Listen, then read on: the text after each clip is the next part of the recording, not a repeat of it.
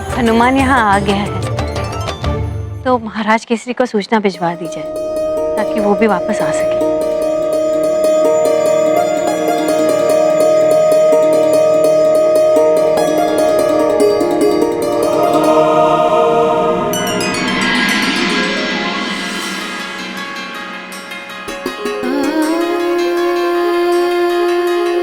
ये पुष्प बहुत सुंदर है पुत्र,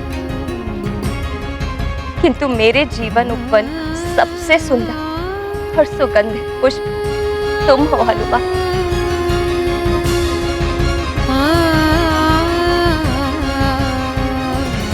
माँ, मैं आपके लिए और एक विशेष उपहार लाया हूँ जिससे आप प्रसन्न हो जाएंगी।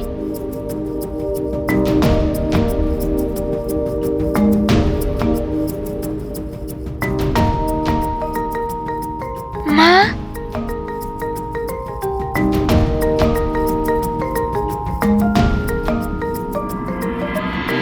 माँ, ये मेरे प्रभु श्री राम के चरण चिन्ह हैं।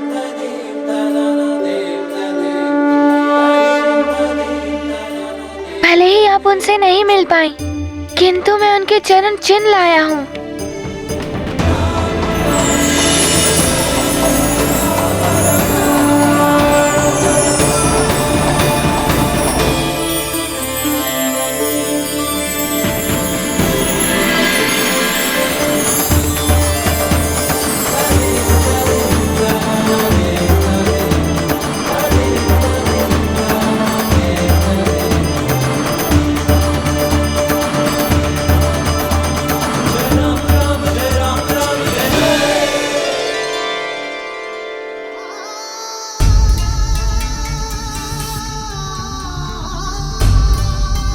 हनुमान, ये क्या कर रहे हो? प्रभु, मैं आपके चरण चिन्ह ले रहा हूँ। आप इस पटिका पर खड़े हो जाइए और फिर आपके प्रतीक रूप में सदा मेरे पास रहेंगे।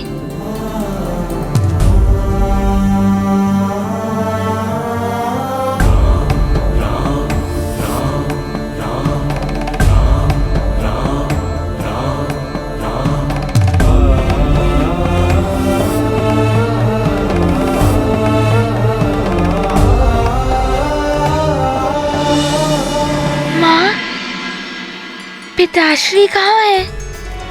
दिखाई नहीं दे रहे। तुम्हारे पिताश्री ऋषियों से मिलने पंपापुर गए। मैंने उनको सूचना भेज दी है, शीघ्र ही आ जाएंगे।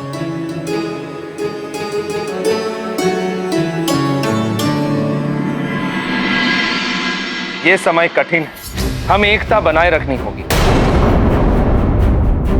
तभी हम एक मत होकर इस संकट से उभर पाएंगे।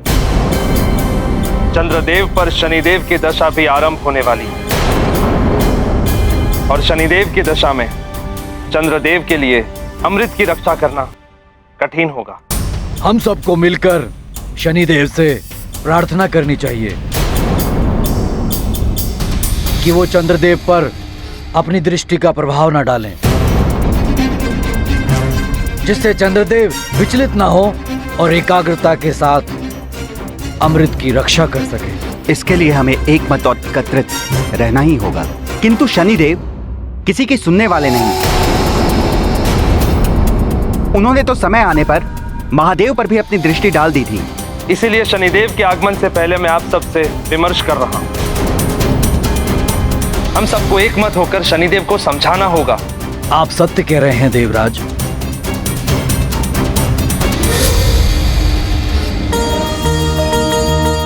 वैद्यराज जी, वैद्यरानी जी, आपका बहुत आभार है हम पर,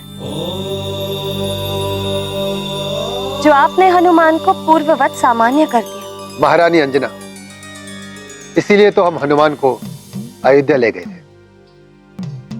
हनुमान को पूर्ववत करके आपने हम पर ही नहीं समस्त सुमेरु पर बहुत बड़ा उपकार किया है। अब आप हमें अतिथि सत्कार का अवसर प्रदान कीजिए। हाँ वैद्यराज जी, वैद्यरानी जी, आपकी सेवा करके मुझे बहुत प्रसन्नता होगी। आपके सत्कार में कोई कमी नहीं रखूंगी मैं।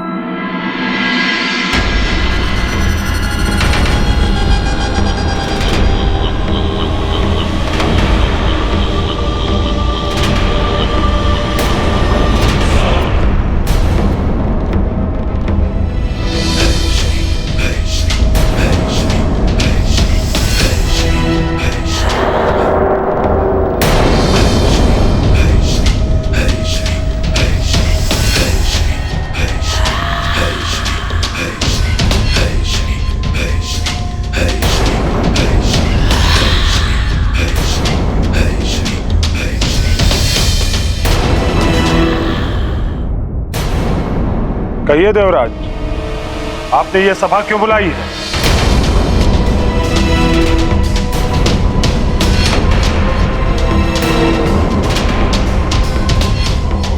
शनिदेव, आपको ज्ञात ही होगा कि महापूर्णिमा आने वाली है और उसी समय चंद्रदेव पर आपकी दशा भी आरंभ होने वाली है। ये तो मुझे भी ज्ञात। सत्य, आप तो त्रिकालदर्शी हैं। पुत्र, आप तो न्याय के देवता हैं। शनिदेव तो सर्वश्रेष्ठ हैं। आप सब क्या चाहते हैं हमसे? शनिदेव, हम सब आपसे विनती करते हैं कि आप अपनी दृष्टि चंद्रदेव पर ना डालें, जिससे वो अपने पद से विचलित ना हो और अमृत की रक्षा भी हो सके। क्योंकि महापूर्णिमा की रात अमृत में उफान आने वाला है और अमृत की रक्षा का दायित्व चंद्रदेव के पास है। हाँ शनिदेव, इस संकट के समय हमें आपके सहयोग की अपेक्षा है। उचित है।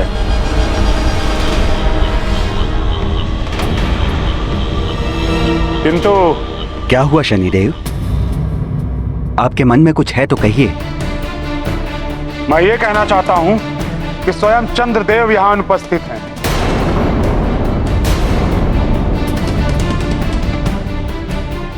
जबकि सभी देवतागण यहां उपस्थित हो चुके हैं, किंतु चंद्रदेव का इस प्रकार विलंब करना अनुचित ही नहीं, अव्यवहारिक भी है। क्या इसी प्रकार करेंगे वो अमृत की सुरक्षा? कदाचित उन्हें अपने दायित्व की गंभीरता का ज्ञान नहीं है। दायित्वों की गंभीरता से मैं भली भांति परिचित हूं शनिदेव।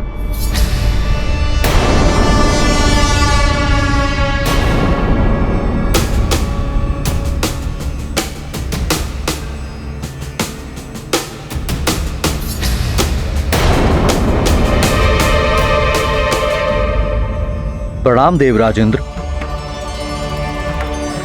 प्रणाम देवगणों।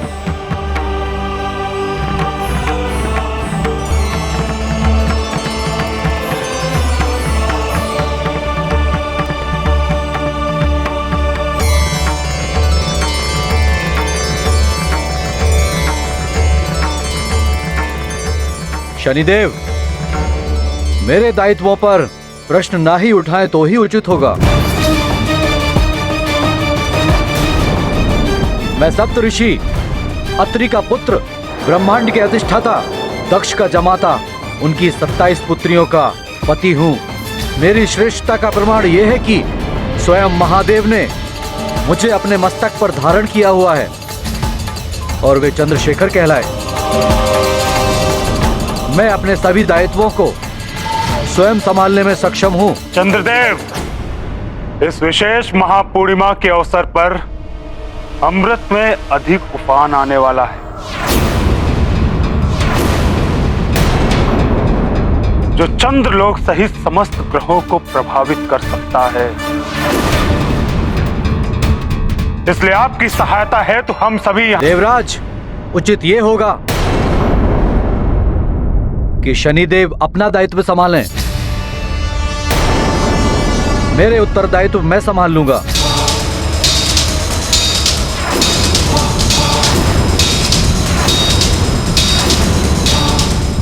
जिससे स्वयं की चिंता ना हो, उसके लिए चिंतित होना व्यर्थ है।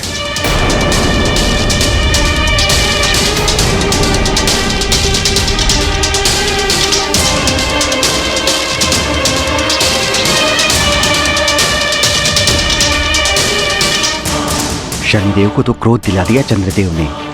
कहीं शनिदेव ने पलटकर सीधे दृष्टि डाल दी चंद्रदेव पर तो अनर्थ हो जाएगा। देवराज, उचित ये होगा कि शनिदेव अपना दायित्व संभालें। मेरे उत्तरदायित्व मैं संभाल लूंगा।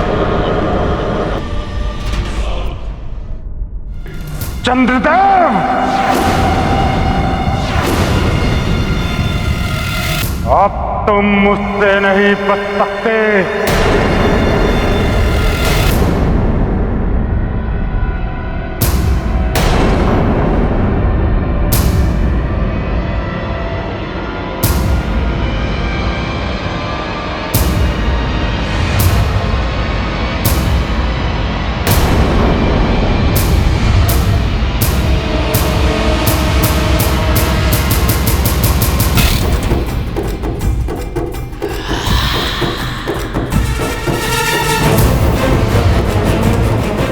अब मेरी दृष्टि के प्रभाव से कोई नहीं बचा सकता है चंद्रदेव को। जिस चीज का भय था वही हो रहा है।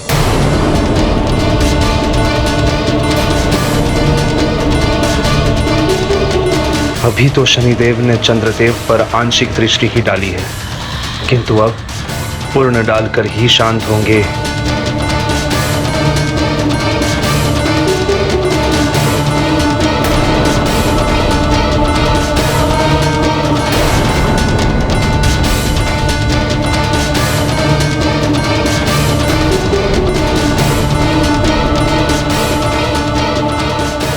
सूर्यपुत्र शनि के क्रोध से तो सभी परिचित हैं। न जाने चंद्रदेव की मति कैसे भ्रमित हो गई। अब क्या होगा चंद्रलोक का, और क्या होगा वहां रखे हुए अमृत का।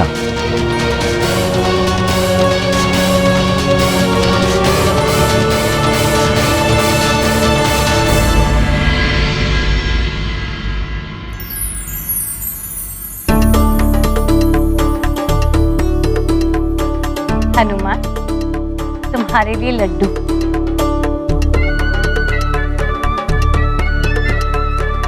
अरे वाह, माँ के हाथ के बनाए लड्डू। और ये तुम्हारी प्रिय कबरी गाय का दूध।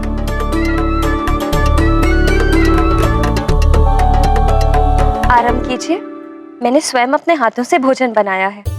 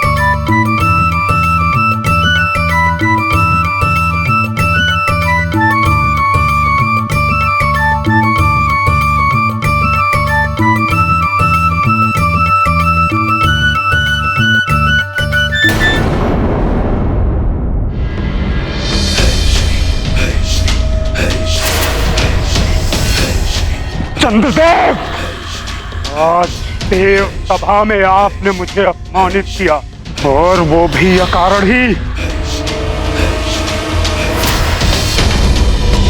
मेरे दायित्वों पर प्रश्न ना ही उठाएं तो ही उचित होगा। मैं सप्तऋषि, अत्रि का पुत्र, ब्रह्मांड के अधिष्ठाता, दक्ष का जमाता, उनकी 27 पुत्रियों का पति हूँ। मेरी श्रेष्ठता का प्रमाण यह है कि स्वयं महादेव ने मुझे अपने मस्तक पर धारण किया हुआ है, और वे चंद्रशेखर कहलाए। मैं अपने सभी दायित्वों को स्वयं संभालने में सक्षम हूँ। देवराज, उचित ये होगा कि शनिदेव अपना दायित्व संभालें। मेरे उत्तरदायित्व मैं संभाल लूंगा। प्रकाश नेत्रों को उचित मार्ग दिखाता है, किंतु तीव्र प्रकाश नेत्रों को अंधा भी कर देता है। प्रभुत्व के प्रकाश में अंधे हुए चंद्रदेव, मुझे अपमानित करने से पूर्व कदाचित आप भूल गए कि मैं शनिदेव हूं। शनिदेव, जिसकी टेढ़ी दृष्टि से ये तीनों लोग थर-थर कांपते हैं। अब मेरे कोप से आपकी रक्षा कोई नहीं कर सकता, कोई नहीं। सत्कार तो आपने बहुत अच्छा किया महारानी अंजना। अब हमारे प्रस्थान का समय हो गया है, हमें आज्ञा दें।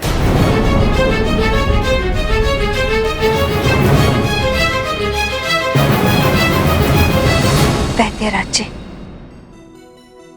आप मेरे हनुमान को यहाँ लेकर आए, हमसे मिलवाए, मेरे शोक संतप्त हृदय को सुख पहुंचाए। आपका बहुत बहुत आभार।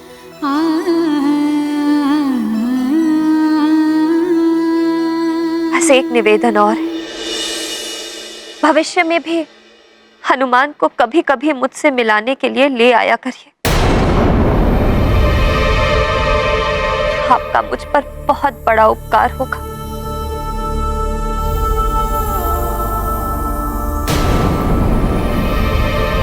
माँ, ये आप क्या कह रही हैं? क्या अब भी मुझे वैद्यराज जी के साथ जाना होगा?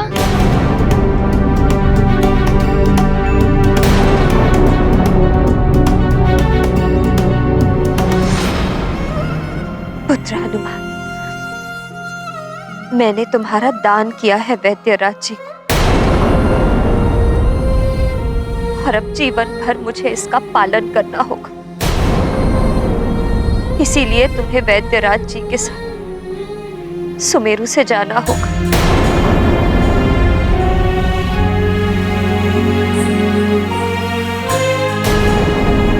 माँ, मैं आपको छोड़कर नहीं जाऊंगा।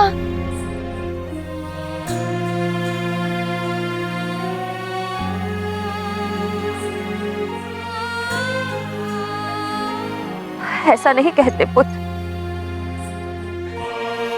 दिया हुआ वचन और दान कभी वापस नहीं लिया जा सकता।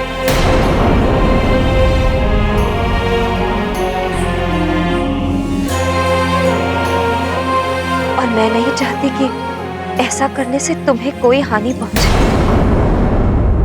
माँ, आप अपने पुत्र को अपने से दूर क्यों करना चाहती हैं? हनुमान, तुम पर अब वैद्यराज जी का अधिकार है, मेरा नहीं।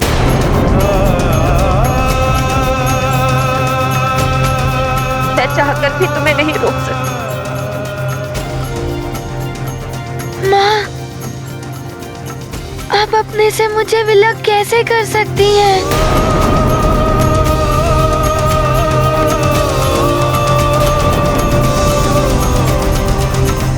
वैद्यराज जी, इससे पहले कि मेरा साहस टूट जाए, मेरा ममत्व दुर्बल पड़ जाए, आप ले जाइए हनुमान को यहाँ से।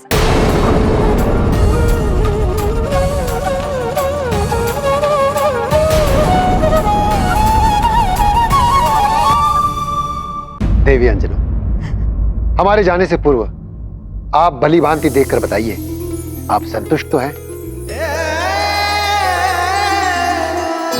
आपने जो मुझसे कहा था, क्या उसके अनुसार आपका पुत्र अब पूर्णतः सामान्य हो गया है ना?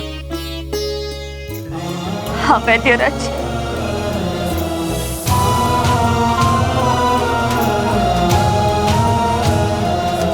और इसके लिए आपका बहुत बहुत धन्यवाद। किंतु माता पिता को उसकी संतान की भलाई के लिए उससे दूर भी रहना पड़ता।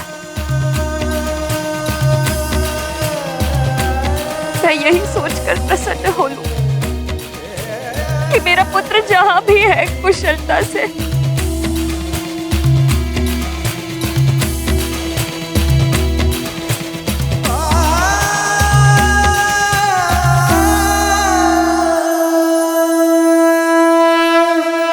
भोले बाबा,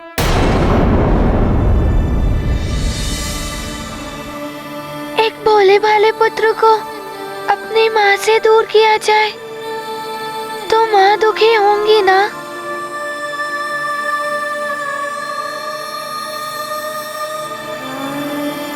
वैद्यराज जी, आप ही सोचिए, एक माँ को दुखी देखकर उनका पुत्र उनसे दूर कैसे जा सकता है?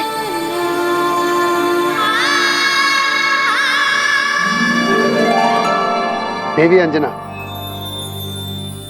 समय हमारे जाने का हुआ है, हनुमान के जाने का नहीं।